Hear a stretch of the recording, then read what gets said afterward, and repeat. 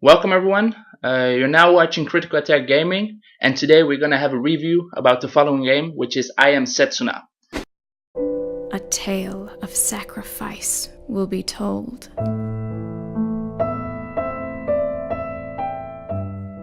This game is only purchasable in the PS Store or via Steam, if I'm correct? Steam, yeah.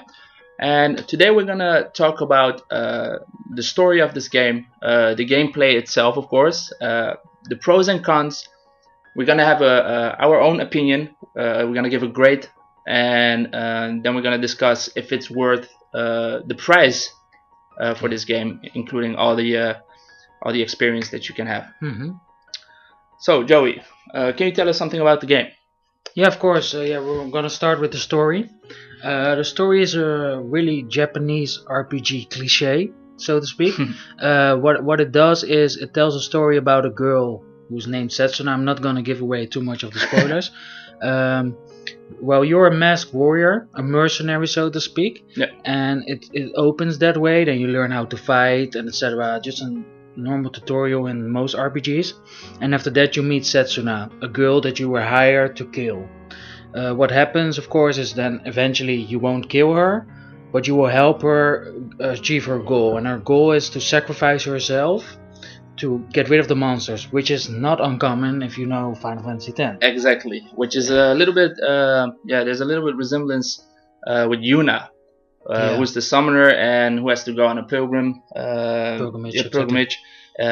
in order to destroy sin and then stop all the evil in the world, so to speak. Exactly. So there's a resemblance in both of the games. Yeah, of course, and that's in this game as well, and that's where your quest also starts.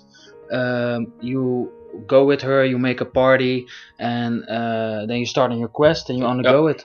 And the story is actually pretty well written. Not really what I expected.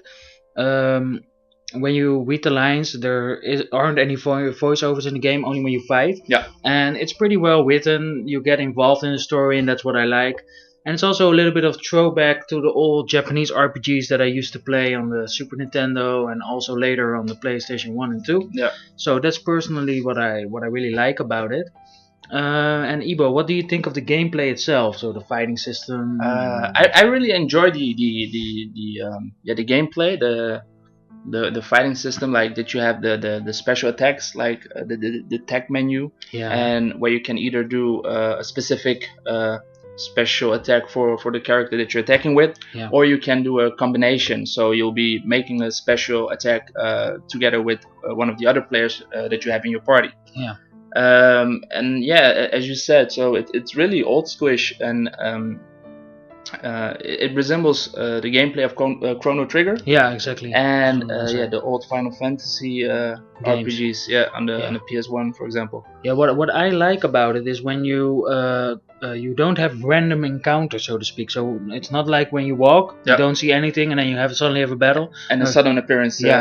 Now you walk, you see enemies, and then you sneak up on them or you walk towards them. That's actually a cool thing, because now so that they're running wild in the game, and you can either attack the enemy from the front side, or you can sneak up from the back side and get a how do you say that? Ambush surprise them, attack. It's a surprise attack. And it has an active time battle system like Final Fantasy VI had, and Chrono Trigger had it as well. So when you sneak up on enemies, you can immediately start your attacks. Exactly. Whereas if you would normally walk towards them, you will first have to wait until your meter goes full, and then you can attack. And as you said, I also like it that indeed you get different tech. Sprite Night they call it in this game. Yeah. And the plus side is, at first you have a combination attack with one of the characters, but once you get more Sprite Night, you can do more combination with other characters. So that's really cool. That's really well done. And what I also like about it is, indeed, as I said, is that it's really like Chrono Trigger. So as the battle develops, you will get on different sides of the map, and then when the battle is done, you really stand where you ended the battle. That's a really little cool thing. And I also like when you walk through the snow, that you really see a trail where you walk through. You see exactly where you leave a trail actually. And what I like is, so when you encounter an enemy and the battle starts, is the enemy and yourself, you like when you're doing attack or when the enemy attacks you, they will be moving while you're either attacking or waiting to attack. So that's pretty handy. So you can either wait until they move until a certain spot where they are like in a group, and then you can choose if you want to do your attack, so that you can hit them multiply or just one enemy at a time. Yeah, exactly. So you have also a bit of strategy in the battle involved, so that you can. There are also some attacks that you can get a group together, and then you can do like X-Link attack. That's the combination attack that I often use, and then you can indeed, as Ibo said, hit the whole group in one time. So it's really sometimes worth it to wait until you have a group together, and that's are some things that I really like about the gameplay. Are there some other things that you really enjoyed? Thus so far, I only finished the game until the first boss battle. Yeah, I played it a little bit further. But from the point that I've played and where I'm now, so the beginning until after the first boss battle, I pretty enjoyed it actually. So I enjoyed the story, the way it's been explaining, and what you have to do, and what you'll probably will also see when we're making this video, because we will be playing a short gameplay of of this game. And the way the story has been told, so yeah, it's pretty cool the way that they did it. Yeah, I like the music as well. Yeah, I think the music it reminds me sometimes of the Final Fantasy VI soundtrack. If you I played it a little bit further. I'm like, I think halfway through the game, maybe a little bit further, and there is this castle where you go in at a certain point, and the soundtrack really starts like Figaro Castle in Final Fantasy VI. Okay. But it doesn't continue after that. You only hear the beginning, and it really popped in my head. Like I know this song. Yeah. And then it gets another tune, so it's not completely the same. But still, there's some nostalgia things in it from older games that I really like. We now have named some things about the gameplay, about the story, mostly positive things. Yeah. So we really did the pros already of the game, but in a sort of way. In a sort of way. So let's say we're gonna start with pros and cons. Now, Ibo, why don't you start with the pros and cons, and then I'll give you my pros and cons about this game. Well, my pros, the things that I like about this game is, in any case, the whole experience, the gameplay, the battle engine, the way you fight the enemies. I really enjoy that. It brings me back to the old days. So that's a good plus. Yeah. Well, the graphics, in my opinion, I do think that they seem quite okay for the game that it is. Perhaps, maybe, what I like is that the way that it's been made in, like, for example, if you take Final Fantasy VI, I like the way the RPGs were made like that. So that's more my opinion though. So they could have made it like that as well. And actually, basically, in general, I think it's a good game. You think it's good? Yeah, I think it's a good game as well. My pros indeed are also the battle system, the music I like a lot. I like the transitions between story elements and battle itself in the game.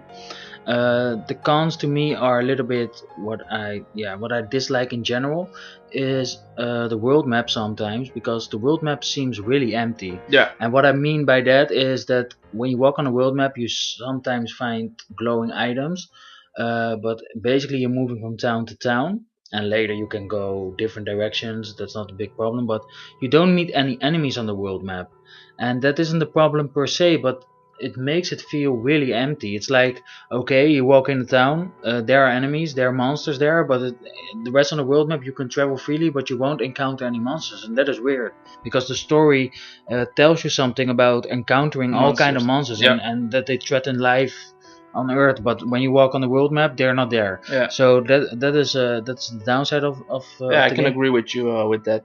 Yeah. And another thing is I'm not so much a graphics whore, so to speak, but to say it like this, the price of the game, it should reflect a little bit in the quality of how the characters look. Yeah. Because they really, it looks like the engine they took is from the Nintendo DS game Final Fantasy 3. The way the characters are made, that like they don't have feet, they just have spikes on the beneath their middle, and that's on what they walk. I don't dislike it that much. It's an artwork choice, of course, and it is not per se irritating me.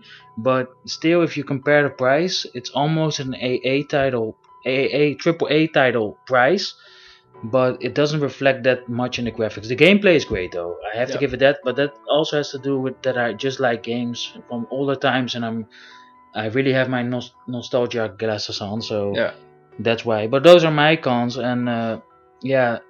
Shall I grade it now right away? Well, and I agree on you though with the price. So that's my only biggest con, to be honest. Like because we paid it in euros. The game was 40 euros. 40 euros. And for what you receive in graphics, then they could have done better. Like if you. They could have done better, and it also depends. In what I've read, the runtime of the game is approximately between 20 to 30 hours, which isn't that long actually compared to most RPGs. I mean, it also has to do with like the older games had a lot longer loading times, and this game doesn't have it. And you encounter a lot less enemies, so that could also have to do with the runtime. I don't necessarily dislike the runtime, 20 to 30 hours. I think it's actually pretty good, because I don't like games that run on too long with too much filler in them. I like a story that moves along in a reasonable pace. You're playing the game, like not any filler or anything. No, if it's too much filler, I don't really like that. So that's a plus side of this game. But if I personally have to grade it now, because that's the part where we're getting to now, I would probably give it. I first was thinking of an 8, but I'm going down to a 7. And it's not. I like the 7. To me is a pretty high grade, because it has the feeling of an indie game, but it's still pretty good. And the nostalgia thing in me just speaks to me a lot, and I like it a lot. I like the gameplay a lot. I like the story a lot as well. But there's still some things that doesn't make it for me a true masterpiece. I think it's a good game, and that's why I gave it a 7. Ivo, what would you grade it? Yeah, I'm backing you up with the grade, so it's a 7 for me as well. Okay. And for what you get, I think 40 euros is a bit too much. For that price, like I've seen more other games like for that same price where you receive more gameplay hours, more pros, in the meaning of better graphics, and more things to do than just encountering monsters and following the storyline, and so 7 for you. It's a 7 for me as well. Yeah, and then we get to the next part immediately. Is it worth the price? To me, I say it's a good game. You should pick it up if you like classic RPGs. Yeah, definitely. But I think it's better to wait till it has a little price drop. I think 30 euros would be a more acceptable price. Even 20 euros would be very good when it's on sale. Then I should say buy it, no problem, it's good. Yeah. But 40 euros to me is a little bit too steep. I think for the price. Between the 25-30 was a decent price for this game. So it's a good game. That's actually our definitely our opinion, but it's a little bit overpriced. Yeah. And Square Enix does that sometimes. They have a lot of sales as well, but they overprice some of their games.